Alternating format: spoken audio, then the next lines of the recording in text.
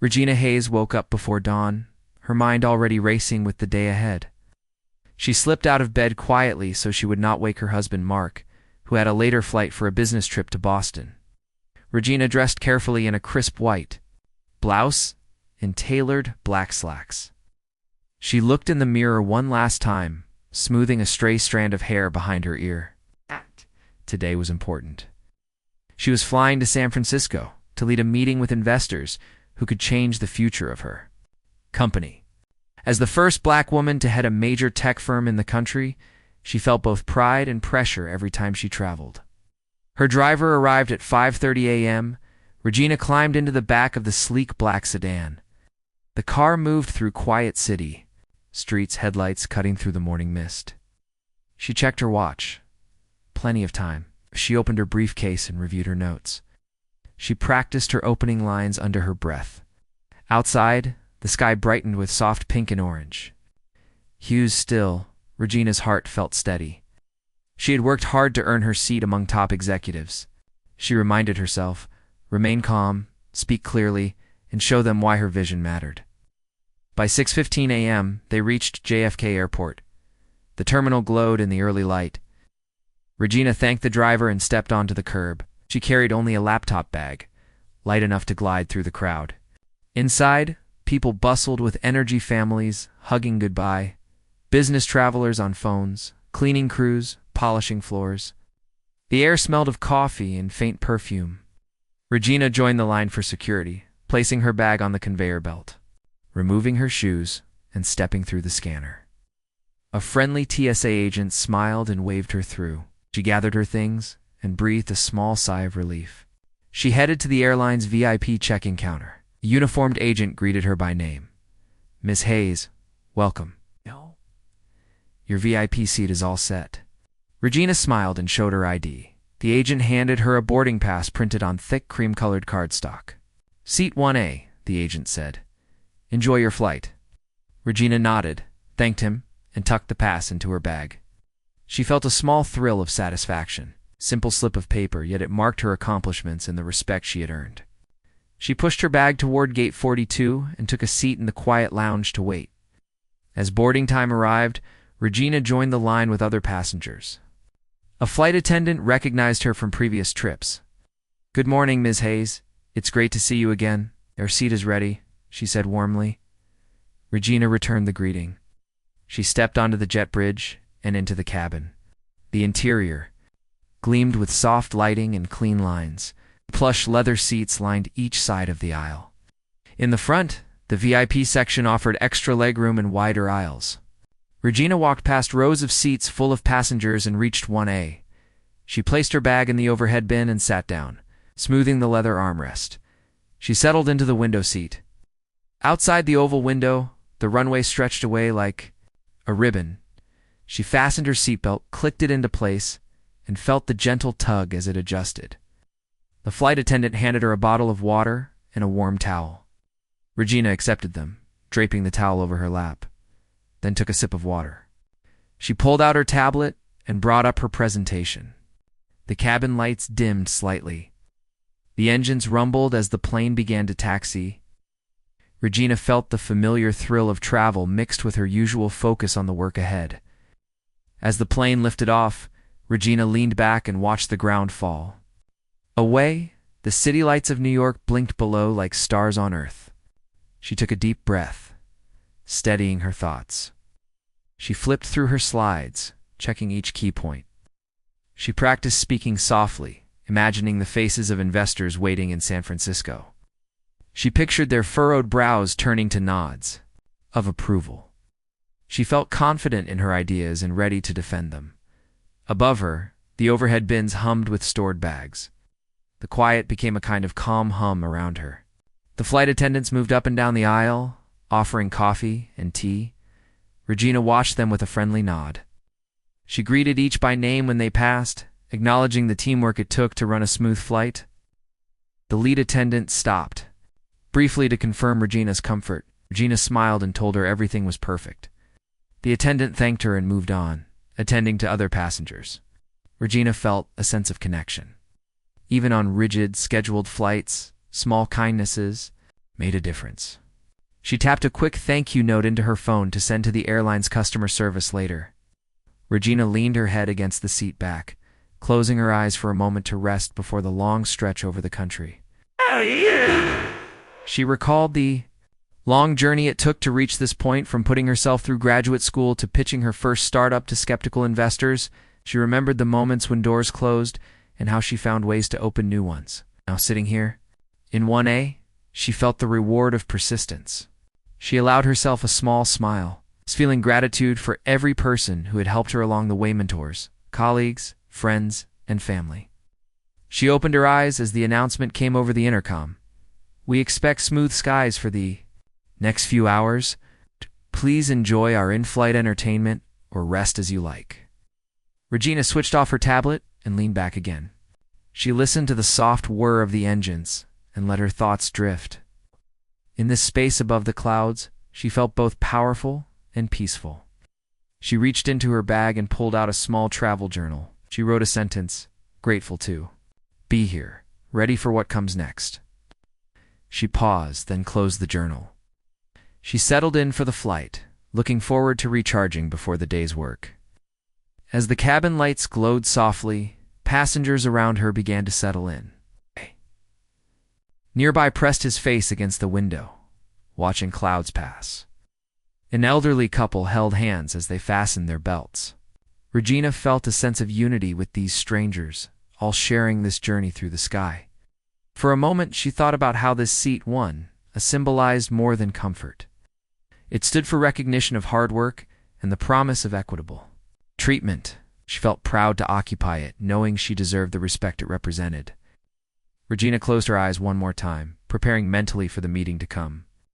She pictured stepping into the conference room, greeting each investor by name and leading them through her vision for new technology.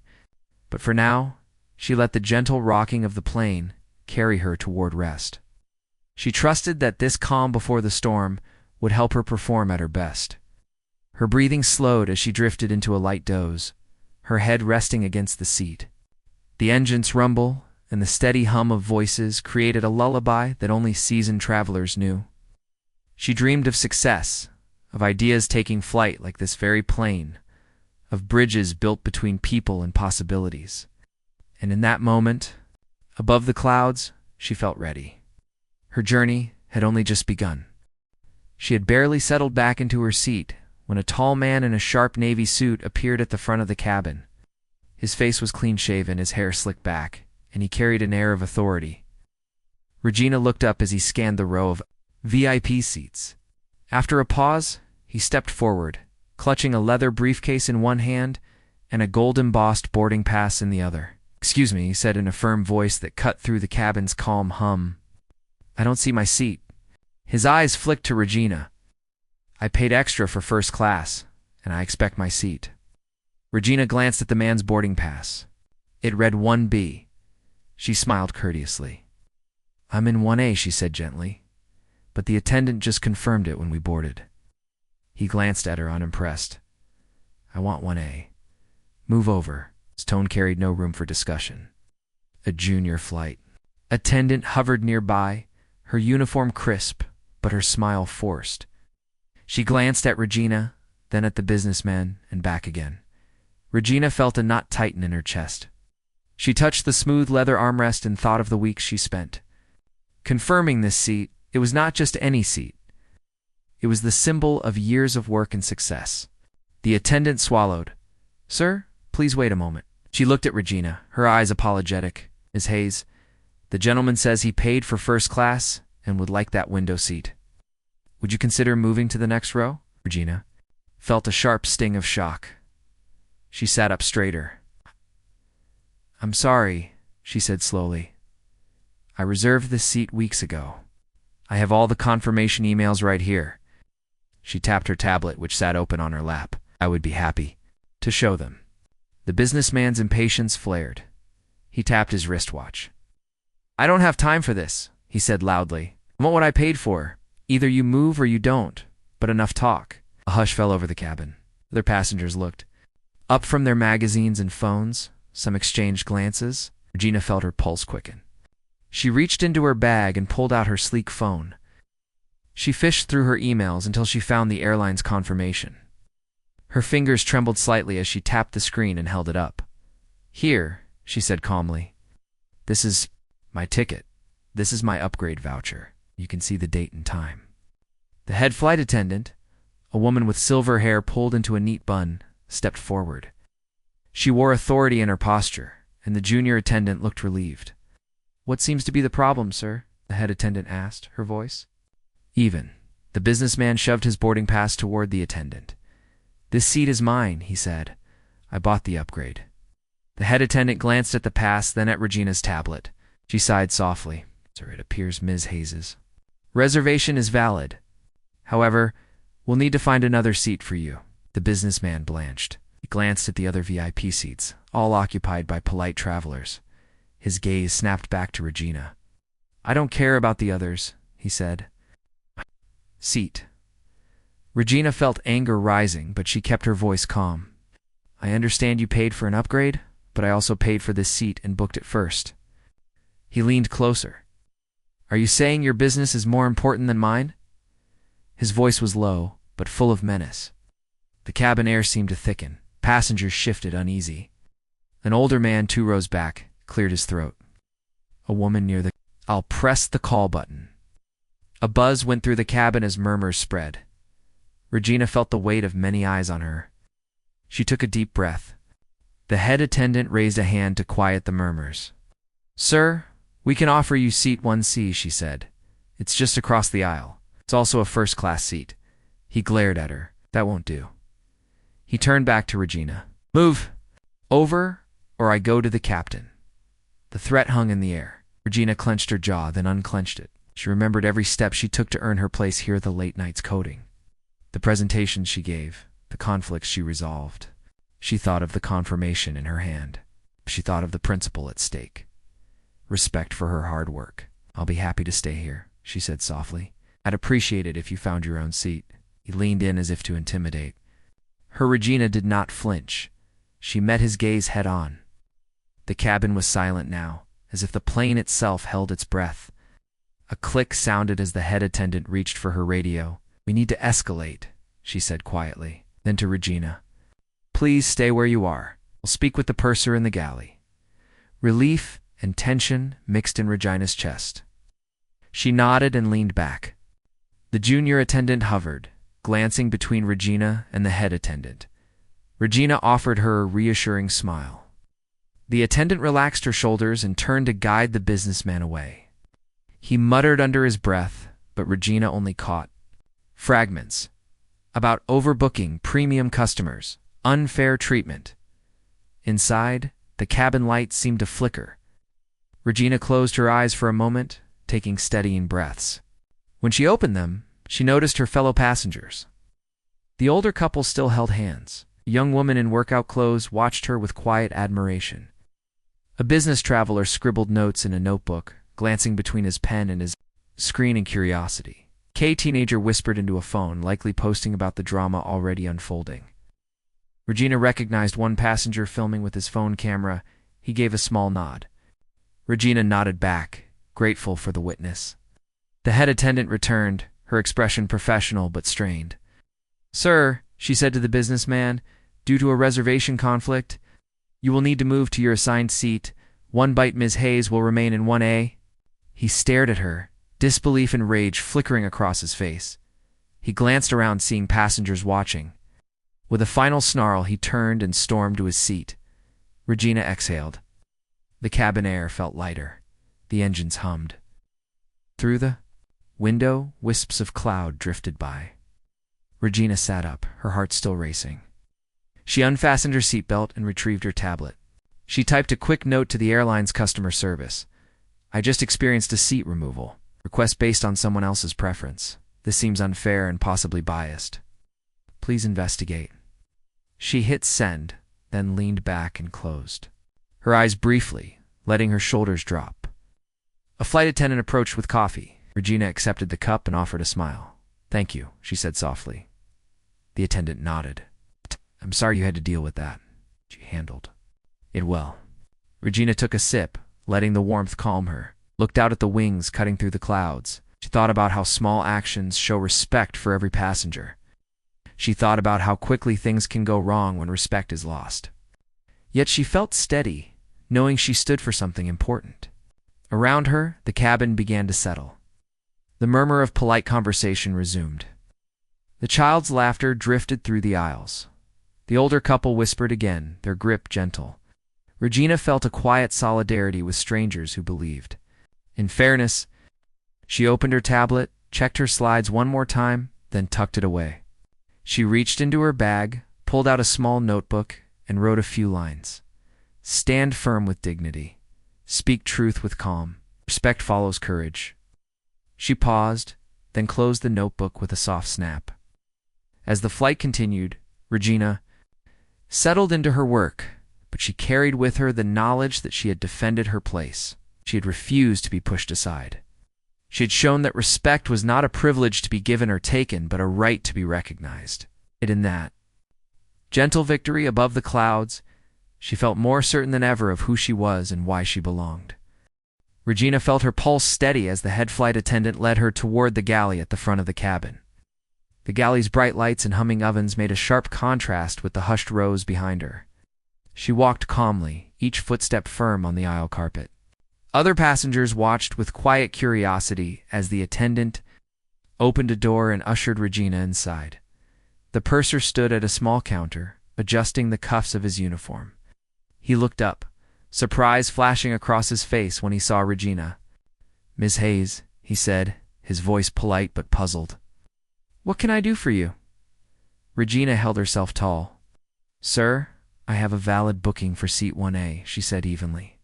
"Moments ago, another passenger demanded I give it up. I showed the attendant my confirmation, but he still insisted. I'd like you to review my reservation."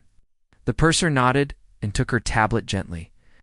Regina opened her email app and unlocked the digital ticket. She scrolled to the message from the airline's VIP desk dated 2 weeks earlier, confirming her seat upgrade. She tapped the attachment to enlarge the boarding pass, overlaid on her screen. "Here it is, sir," she said. "I'd appreciate your help."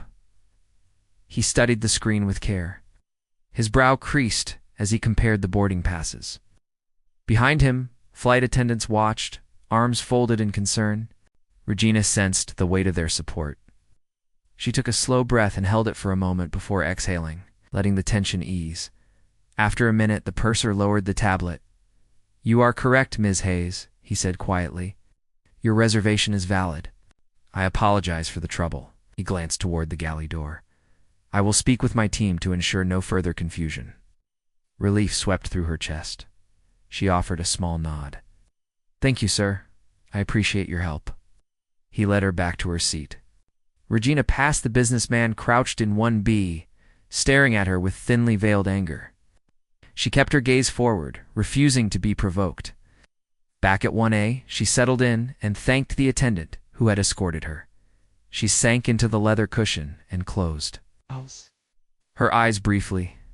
The cabin hummed with resumed conversation, but the moment had changed something in the air.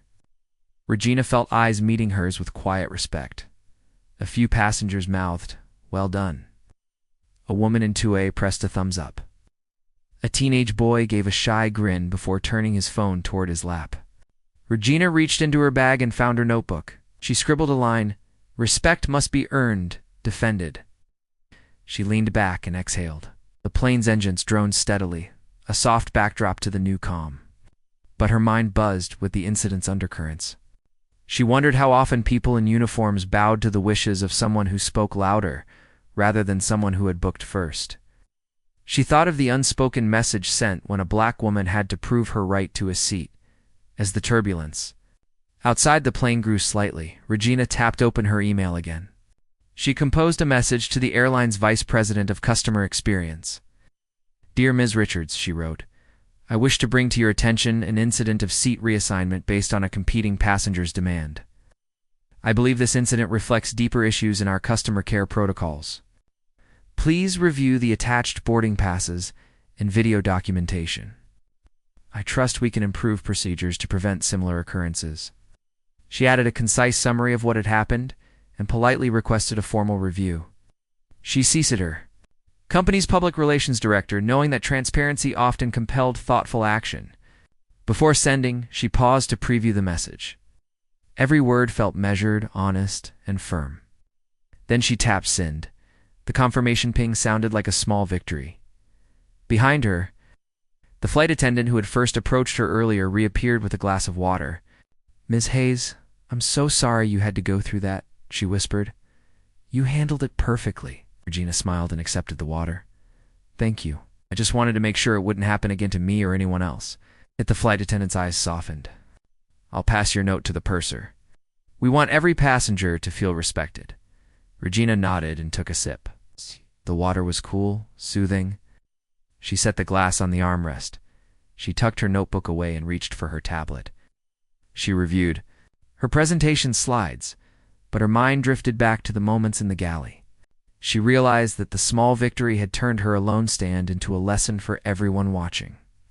Her quiet courage had shown the crew and the other passenger that fairness could not be bargained away with a louder voice or a fancier suit. A few rows back, she noticed a woman recording something on her phone. Regina offered a grateful nod. The woman smiled and lowered her device. A man in 3C quietly showed his own phone screen to his neighbor, the live video he captured of the businessman's demand. Regina felt a sense of solidarity. She knew that the steady hum of technology could amplify an act of injustice or an act of resistance. In this case, it was resistance. Moments later, the cabin lights dimmed slightly as the crew began the in-flight service. Regina closed her tablet and leaned forward to watch. The flight attendants moved with practiced efficiency, offering meals and checking on passengers. One of them paused by Regina. "Ms. Hayes, please accept our apologies again. We are placing this event in our incident log, and our leadership team will review it," she said softly. Regina offered a warm smile. "Thank you. I appreciate your honesty." The attendant nodded and moved on. Regina sat back, feeling a gentle glow of satisfaction. She had spoken up, not out of anger, but out of a sense of rightness. She had held fast to her dignity, and in doing so, she reminded everyone that respect was the currency of human connection. She looked out the window again. Below, the earth rolled in green and brown patches, rivers slicing through fields. The sight made her think of the broader journey of her life from growing up in a small town to leading a global company. New Horizon reminded her that her path was carved by small choices: to persist, to speak up, to stand tall. Regina opened her notebook one more time and wrote a final note. "Courage is quiet but firm. It does not shout, it speaks truth." She closed the notebook and reached for her in-flight meal. She ate. She thought of the changes she hoped. 2 policies that treated every passenger with equal kindness, regardless of who asked the loudest. Around her, the plane carried on smoothly. Passengers read books, chatted in hushed tones, and closed their eyes to rest. Regina finished her meal and gathered her things. She plugged in her tablet to charge, then leaned back. She allowed herself a moment of rest before reviewing her presentation again. The meeting in San Francisco would go on as planned. She would be ready. In the quiet lull before she drifted to sleep, Regina reflected on the day's lessons. She had been given a seat because of her achievements. She had defended that seat because it symbolized more than legroom, it symbolized respect for hard work. She had spoken up not to punish anyone, but to affirm a simple truth: fairness matters. She closed her eyes and let the gentle motion of the aircraft rock her. As she drifted toward sleep, she felt content that she had not only protected her own rights but had helped to set a standard for everyone on board. In that hushed night sky, she found peace in standing her ground. The moment the purser returned to his station, he tapped his tablet and spoke into the handset. His voice was hushed but urgent. A few rows back, Regina noticed flight attendants stiffen in their positions. The head attendant's face went pale. Within seconds, one of the junior attendants looked toward the cockpit and joined a rapid whisper chain. Regina quietly closed her eyes, feeling the tension rise again. Up in the flight deck, the captain and first officer listened in to the unusual chatter from the cabin. A message from the airline's operations center blinked on their console. It was marked high priority. The captain exchanged a glance with his co-pilot. They read the note. A complaint from a VIP passenger, Regina Hayes, had gone to senior management. Along with it, crew recordings and videos from other passengers had been forwarded. The tone was polite but firm, pointed to possible bias and poor training. The captain reached for the radio. Flight 527, this is controlling. You've been flagged for immediate review. Prepare to receive new crew in Chicago. Stand by for instructions. His voice was calm, though Regina could sense the weight behind every word in the cabin. The head attendant gathered her team. Her eyes glistened in the soft light as she spoke in low tones. Everyone listen up. We have to comply with operations. By Chicago, this crew is off. We'll step aside and let a fresh team finish the flight. A hush fell. Flight attendants exchanged questions in quick whispers. One asked, "Even us?" Another replied, "Yes, all of us." The realization spread. Every single crew member would be removed. Regina felt a pang of sympathy. She knew they had followed instructions. They had acted under pressure. But she also knew they had made mistakes. Behind her, passengers shifted as an announcement came over the intercom. The captain's voice filled the cabin. "Ladies and gentlemen, this is your captain speaking. Due to an operational issue, our cabin crew will be replaced in Chicago. We apologize for any inconvenience. Thank you for your patience." Some passengers frowned. Others murmured, confused. One man called out, "Will we still land on time?" The captain answered, "Yes, sir. We expect no delay." A few passengers nodded. Chad looked up at his mother wide-eyed. The mother smiled and patted his hand. Regina watched the crew's faces. The head attendant stood at the front, expression steady, but eyes glistening. A junior attendant tugged at her collar, her knuckles white. In the back, another attendant dabbed at her eyes with a tissue. Regina felt her chest tighten. She remembered. The moment when the head attendant had stood up for her, she had been apologetic and professional. Regina wanted to say thank you, to offer comfort. But she also knew they needed to face consequences. One attendant approached Regina quietly. "Miss Hayes, I'm sorry," she whispered, voice trembling. "I never meant for this to happen." Regina smiled gently and laid a hand on her arm. "You did what you thought was right. I know you tried to help." The attendant nodded, tears in her eyes. "Thank you." She turned and walked back to join her colleagues. Regina settled back into her seat, watching as the crew prepared to gather their things. A flight attendant stepped forward and addressed the passengers. "Ladies and gentlemen, please bear with us. We will have a new crew at our next stop. What? Current crew needs to step off the aircraft when we land."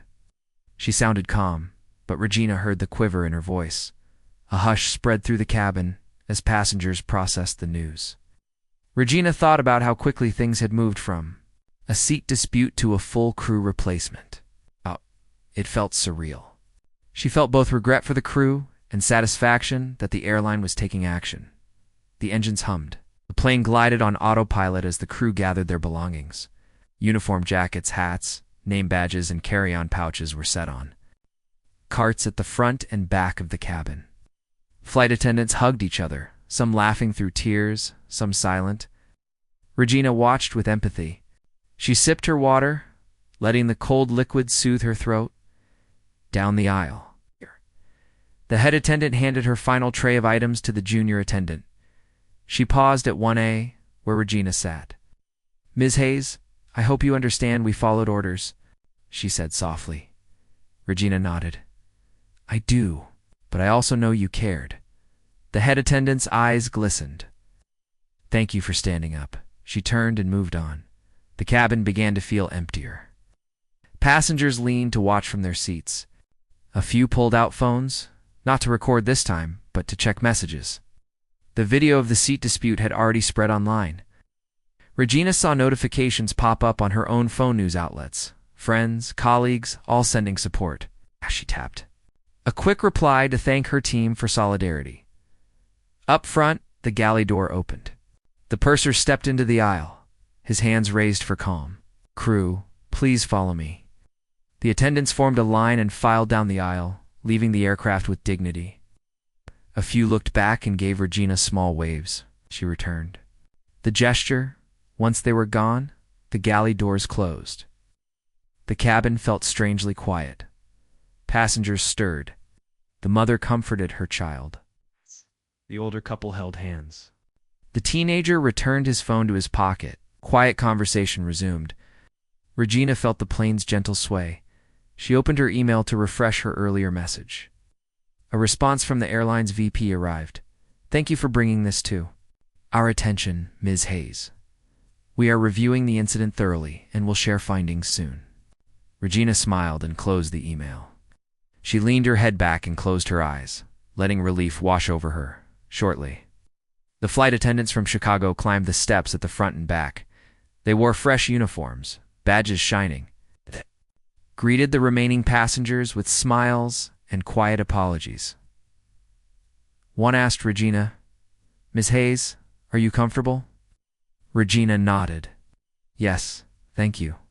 The new crew took their posts, checking seatbelts and service carts. The engines hummed louder as the plane began its descent into Chicago. Regina watched the clouds pass by the window, listening to the hum of conversation and the new voices offering help. She felt a gentle pride that her actions had led to change. When the plane touched down, the doors opened and the Chicago crew stood ready.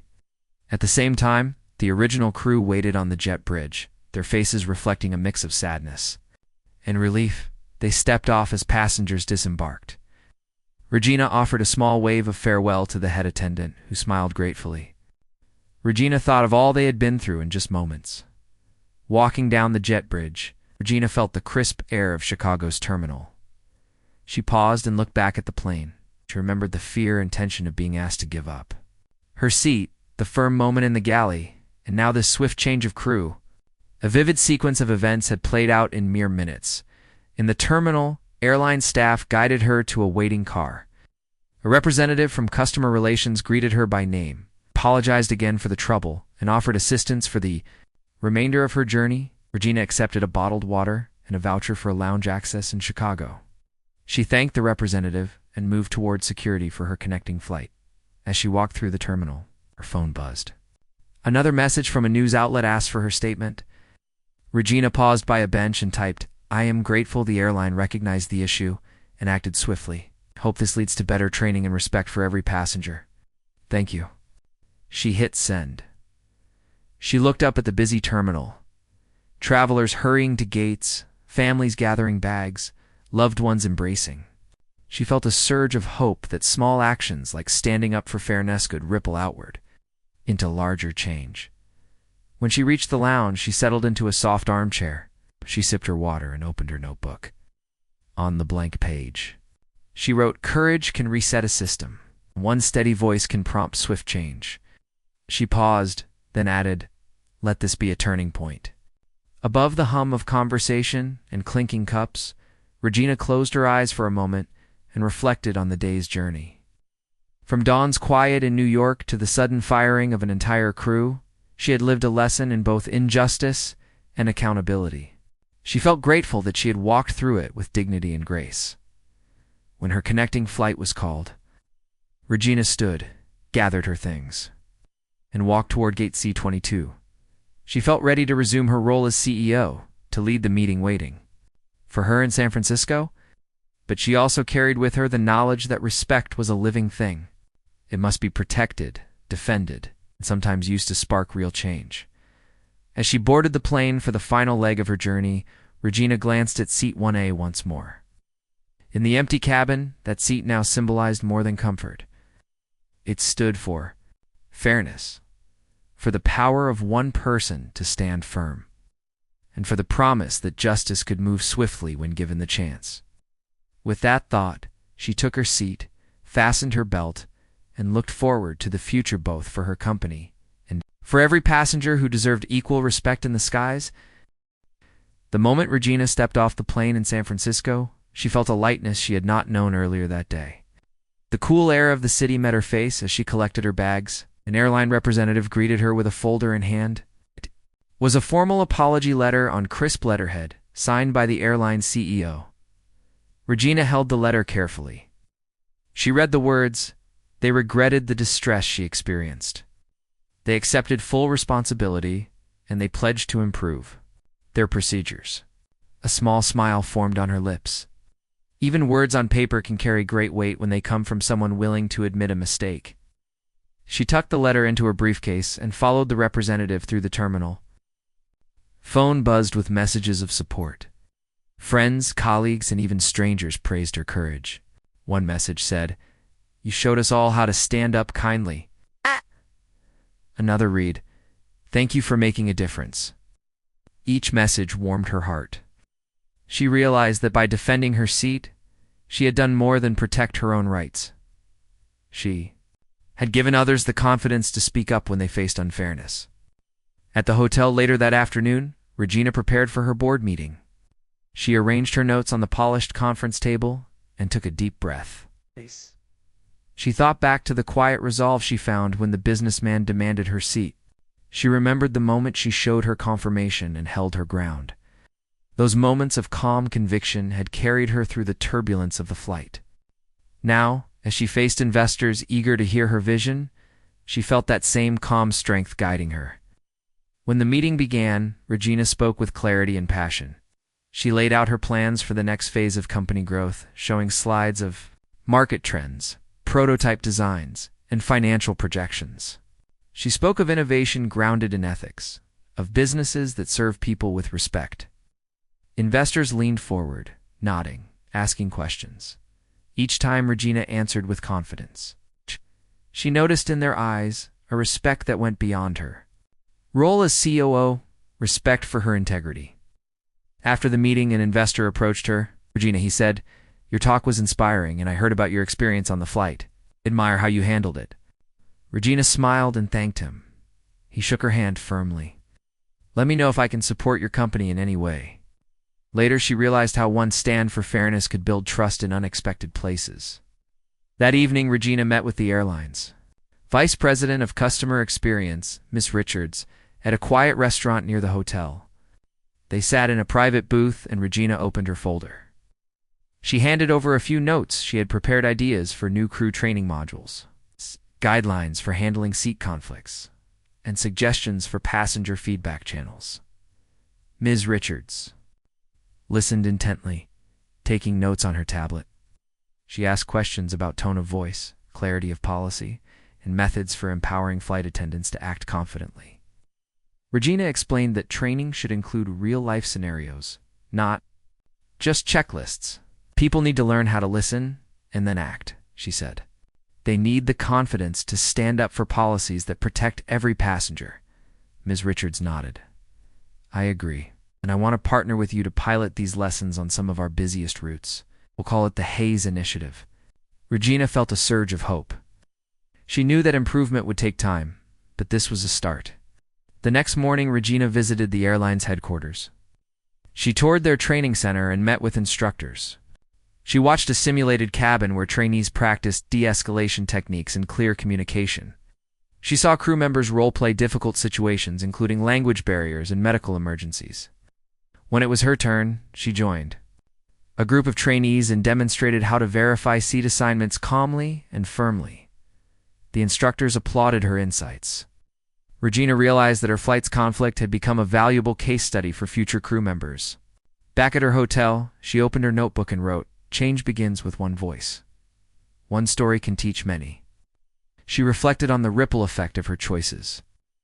What started as a simple dispute over a seat had grown into a company-wide promise and a training partnership. It had drawn attention to deeper issues of bias and respect. It had changed how one airline would treat every passenger in the years to come. A week later, an official statement appeared on the airline's website and social media channels. It announced Hayes' Promise, a commitment to treat every passenger with equal respect. Backed by new training programs and a dedicated customer care hotline, the statement included a short video featuring Regina's input and a message from the airline's CEO acknowledging the need for constant improvement. Regina shared the post on her own channels, thanking the airline for its swift action. She received messages from people who hoped other airlines would follow suit. Months passed, and Regina returned to her routine of travel and meetings.